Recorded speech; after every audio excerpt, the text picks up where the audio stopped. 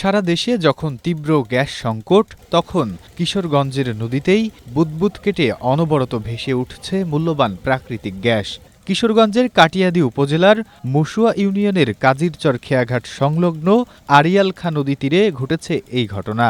তিতাস গ্যাসের মূল পাইপলাইন ছিদ্র হয়ে প্রায় ১ মাস ধরে নদী ও সংলগ্ন এলাকায় অবিরাম গ্যাস নির্গত হচ্ছে।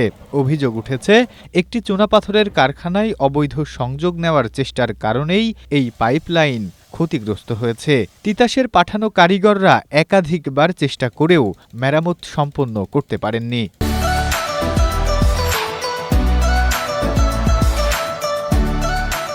ফলে একদিকে অপচয় ও পরিবেশ দূষণ হচ্ছে, অন্যদিকে চরম অগ্নিকাণ্ড ও দুর্ঘটনার আতঙ্কে দিন কাটাচ্ছেন কাজিরচর এলাকার বাসিন্দারা।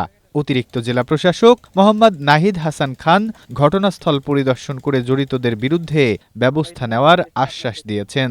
যেখানে গ্যাস লিকেজ হয়েছে, কোনো অসাধু চক্র সেটার সাথে জড়িত ছিল এবং এখানে একটা চুনা পাথরের কারখানা দেখতে পাচ্ছি। মালিক এই মুহূর্তে উপস্থিত নেই, অনুপস্থিত আছেন।